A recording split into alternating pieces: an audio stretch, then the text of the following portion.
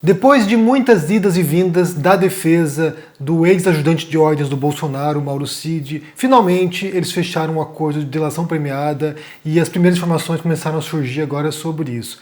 E o negócio é grave, é bombástico e revela a natureza das movimentações da equipe golpista do Bolsonaro logo após a derrota nas eleições do ano passado. Então, assim, a gente falou muito ao longo desses anos sobre a possibilidade, sobre os riscos de haver um golpe de Estado no Brasil, de um regime autoritário, de um discurso bolsonarista que visava sabotar e corroer as bases democráticas do país. Esse era um alerta feito constantemente e o que a gente sabe agora, agora com uma delação do Mauro Cid, é que chegou bem perto de um golpe de Estado no Brasil. Isso só não aconteceu porque, no final das contas, uma boa parte da cúpula das Forças Armadas não aderiu a essa convocação feita pelo Bolsonaro. E eu quero ler para vocês aqui uma thread do jornal O Globo sobre isso, explicando um pouco do que se trata a delação do Mauro Cid. Vamos ler juntos aqui e depois pensarmos um pouquinho sobre esse tópico. Então diz o seguinte aqui a thread.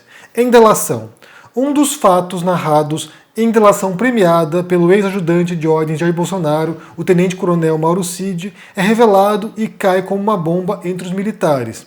Bolsonaro fez reunião com cúpula militar para avaliar golpe no país. Mauro Cid contou na delação à Polícia Federal que o ex-presidente Bolsonaro se reuniu no ano passado com a cúpula das Forças Armadas e ministros da ala militar de seu governo para discutir detalhes de uma minuta que abriria possibilidade para uma intervenção militar. Não sei se vocês se recordam, mas houve também, numa busca e apreensão na casa do ex-ministro da Justiça, Anderson Torres, encontrar uma minuta do golpe, na qual havia uma descrição ali do que poderia ser feito, entre aspas, constitucionalmente, como se fosse possível, mas não era, constitucionalmente, o que seria possível fazer para que o Lula não assumisse e o Bolsonaro continuasse como presidente ou como governante. Então prossegue aqui a thread.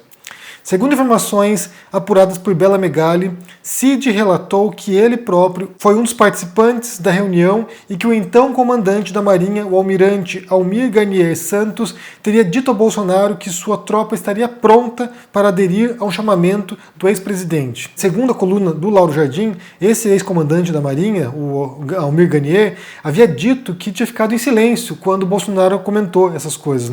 Entre os três comandantes das Forças Armadas da gestão de Bolsonaro, Garnier era considerado o mais alinhado ao ex-presidente. O militar faltou à cerimônia de posse de seu sucessor ao cargo na Marinha, no início deste ano. A reunião entre Bolsonaro e militares não é o único indício de que um plano de golpe foi cogitado pelo ex-presidente. Documentos colhidos e depoimentos prestados até o momento em investigações que miram Bolsonaro revelam as investidas golpistas que antecederam os ataques de 8 de janeiro. Ano passado a gente comentou muito sobre isso, sobre essa questão, e como havia relatos de que o Bolsonaro havia ficado deprimido no final do ano passado após a derrota nas eleições.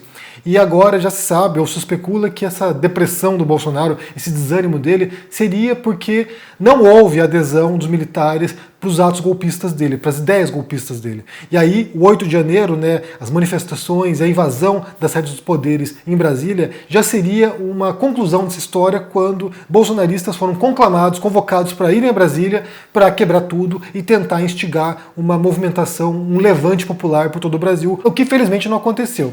Como eu falei, ao longo desses anos, a grande preocupação minha, havia muitas preocupações, violações de direitos humanos, todo esse discurso, toda essa retórica bolsonarista que era contra direitos fundamentais, mas também havia essa preocupação permanente de que em algum momento o Bolsonaro poderia realmente levar a uma ruptura democrática. A gente tem que pensar que o Brasil é um país que, desde sua história republicana, foi um país com várias rupturas no meio do caminho, e a mais recente foi nos anos 60 e 70. Então, assim, muitos de nós aqui nascemos na ditadura militar. A gente nasceu quando havia, milicos no poder e certamente quem viveu essa fase, quem da uma geração anterior à minha, por exemplo, que vivenciou essa fase, muitas pessoas não gostariam de voltar a um regime parecido.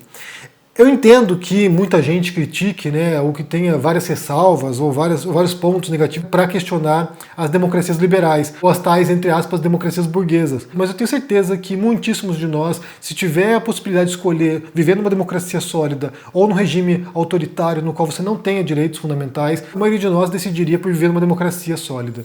Porque são muitos direitos básicos, mínimos, que são preservados e que nos dão o direito, por exemplo, de vir aqui questionar um governo, criticar um político, criticar um regime, de poder se expressar, de ter liberdades de circulação, ou seja, são muitos direitos que foram conquistados ao longo de séculos de ideias políticas nesse sentido, de que certos direitos, certas liberdades devem ser resguardadas. Então, assim, a gente veio aqui apresentar ao longo desses anos os riscos que havia na retórica bolsonarista e nos atos do Bolsonaro. Agora ficou muito claro. Eu mencionei várias vezes ao longo desses anos um livro do Luttwak chamado Coup d'État, que seria golpe de Estado. E nesse livro, que é uma referência nesse assunto, né, sobre como se dão os golpes de Estado, e é um livro escrito nos anos 70, ou seja, à sombra de vários golpes de Estado que ocorreram pelo mundo, vários deles na América Latina, o Luttwak ele apresenta alguns pontos que seriam fundamentais para que pudesse acontecer um golpe de Estado, né, as condições mínimas para que um golpe de Estado fosse bem sucedido. E o que a gente percebe, nesse caso do Brasil aqui, é que embora houvesse a intenção, houvesse a vontade de um golpe de Estado pelo Bolsonaro e o seu entorno, por outro lado, não havia as condições necessárias para isso. Uma delas, por exemplo, seria um apoio internacional, como os Estados Unidos, que foi aconteceu nos anos 60 no Brasil e em outros países latino-americanos, quando os golpes de Estado, embora alguns deles fossem perpetrados por militares ou grupos locais, havia também um grande apoio dos Estados Unidos. Não foi diferente no Brasil. No Brasil havia um apoio tácito dos Estados Unidos a uma ruptura democrática. Então não era o caso dessa vez. Pelo contrário, inclusive houve um pronunciamento do embaixador americano dizendo que não concordava com isso, que não haveria apoio dos Estados Unidos. Então, assim, quando uma nação tão importante na América, como os Estados Unidos, resolve não dar asas para esse tipo de linguagem, esse tipo de retórica, esse tipo de proposta, isso certamente neutraliza bastante a viabilidade de um golpe de Estado na América Latina. Por outro lado, também a gente percebe que houve uma reação ali, uma resistência dos militares. E aí o cálculo, possivelmente, é um cálculo político, né? Então, assim, de pensar quão viável seria esse golpe de Estado, qual a chance disso prosperar, qual a chance de a gente fazer uma ruptura democrática e não ser revertido logo na sequência. E aí, claro, criminosos de guerra seriam presos e seriam condenados.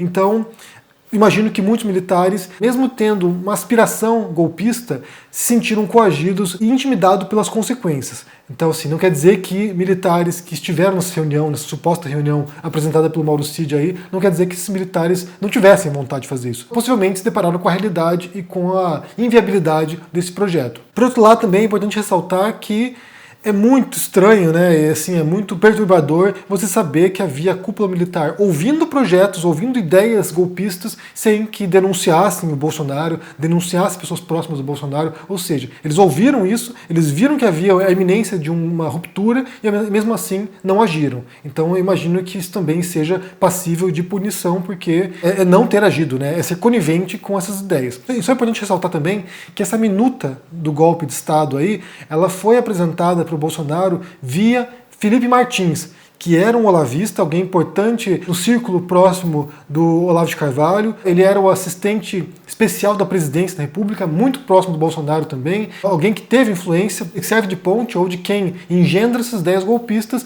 e aí também vale pensar que ele está caladinho ao longo dos últimos meses, né? Desde a derrota do Bolsonaro, que ele não abre a boca. Então, certamente, o Felipe Martins deve estar aí até o pescoço atolado nessa história de golpe de Estado ou de ideia de golpe de Estado.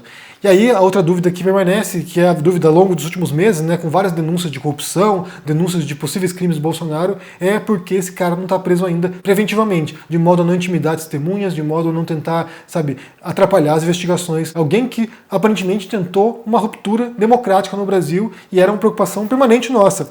É só importante ressaltar também um último ponto, que durante esses anos, algumas pessoas, alguns influenciadores, se recusavam a aceitar que havia qualquer espírito real golpista no Bolsonaro. Dizia que não, na verdade ele só queria tumultuar, que ele só queria, sabe, gerar o caos, que ele era um anarcocapitalista, chegaram a dizer, que não havia nenhuma intenção real do Bolsonaro de ruptura democrática. E agora há evidências concretas disso, né? Bem, agora não, né? Sempre houve, na verdade a gente observou todo esse período, né? Em 2021, 7 de setembro, já havia suspeitas de que o Bolsonaro tentaria alguma coisa naquele momento, depois de 22, após a perda da eleição, ou seja, havia muitos indícios, sabe, abundantes, e ao longo de toda a trajetória política do Bolsonaro, de apologista da ditadura, de tortura, de violação de direitos humanos, ou seja, estava tudo aí, as cartas estavam à mostra, não havia a menor dúvida de quais eram as intenções do Bolsonaro, e ele tentou, aparentemente ele tentou, só que ele não conseguiu suporte. Quem negou a realidade durante tanto tempo assim, deveria prestar contas agora do porquê não quis ver esses indícios, né? Qual foi a dúvida, porque isso estava muito evidente.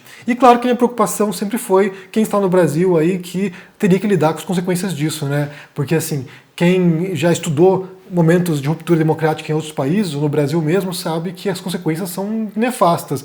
São pessoas presas, torturadas, mortas, desaparecidas, exilados políticos, pessoas que têm que deixar o país, sabe, para tentar sobreviver, todo tipo de censura, de restrições de direitos, de movimentação. Então, assim, são coisas que imagino que nenhum de nós gostaria de presenciar e ter que, sabe, lidar com isso. E essa era uma ameaça iminente durante todo o governo Bolsonaro. Então, assim, nesse momento, com a derrota do Bolsonaro, houve um recuo nesse sentido, então assim, agora retorna mais ou menos a um estado normal da democracia brasileira, que é uma democracia complicada, com seus problemas, mas certamente essa tensão permanente, esse temor, sabe, de algo iminente que poderia acontecer e levar a uma ruptura, isso passou. Por enquanto. Mas é claro que esses grupos ainda estão aí na ativa, né? Esse discurso golpista continua existente, os grupos de apoio ao Bolsonaro continuam ativos, então, assim, não dá para imaginar que isso vai desaparecer tão rapidamente, a não ser que haja um esforço coletivo, cidadão nosso, né, de reforçar a importância da democracia, dos direitos fundamentais, de direitos humanos, inclusive, e da Constituição brasileira, que é a Carta Magna e que prevê, né, esses direitos e deveres dos cidadãos. E é claro que a gente espera, obviamente, que o Bolsonaro seja punido, preso e pague por aquilo que ele fez ao longo desses anos, tanto sobre os crimes de corrupção dele, quanto agora com essa história envolvendo uma tentativa de golpe de Estado. Isso é muito grave, né? Isso é muito grave, e se ele houvesse sido bem sucedido, o preço seria altíssimo a ser pago pelo Brasil, e por muita gente também que pagaria por isso. Bem, o que vocês pensam sobre essa história agora, essa revelação, a partir de uma delação do Mauro Cid? Como eu falei, essa história aí se arrastou durante algumas semanas, idas e vindas, o advogado do Mauro Cid dizia uma coisa, depois desdizia, e agora ele assinou essa delação premiada aí, que vai, de certo modo, reduzir a pena dele, ou até livrá-lo da cadeia, e desse modo ele pode trazer elementos aqui centrais para compreender os bastidores do governo Bolsonaro, essa tentativa de golpe de Estado que foi malfadada, ou seja, eles nem chegaram a executar algo nesse sentido, mas as ideias estavam circulando e só não aconteceu porque houve uma resistência de parte da cúpula das Forças Armadas brasileiras, que eu acho que tem a ver mais com medo da consequência do que, de fato, falta de vontade dessas pessoas de uma ditadura militar de novo no Brasil. Diga o que vocês pensam sobre essa história, deixa aqui embaixo no comentário, deixa o joinha, se inscreva no canal aqui, ativando o sininho, isso é muito importante para ajudar aqui no canal. Quem puder, se torne um membro do canal para dar uma força. E confira na Amazon o meu livro com desconto sobre falácias lógicas e argumentação racional, chamado Como Vencer no Debate Tendo Razão. Vá lá, confira, se cuide por aí e até mais. Tchau. Estamos em guerra pela independência. Eles atacam, Tentam nos intimidar. usam as estruturas de poder para distorcer a realidade. Mas não vão nos calar. A gente não se curva, a gente vai à luta. Em um sistema viciado em meias-verdades, Nós somos a resistência, nós queremos a verdade. Por isto, levantamos a bandeira da independência. Independência para fazer um jornalismo corajoso, para colocar o dedo na ferida, para denunciar os abusos e as injustiças. Somos independentes dos donos do capital, dos poderosos e das grandes corporações. Aqui é publicidade zero. Só assim honraremos o nosso compromisso com a denúncia. Com a liberdade total de opinião. Essa guerra não é fácil, é cruel, mas com seu apoio e luta, seremos cada vez mais fortes. Junte-se à nossa causa. Junte-se à nossa causa. Junte-se à nossa causa. Fortaleça o jornalismo verdadeiramente independente. Sendo membro do ICL.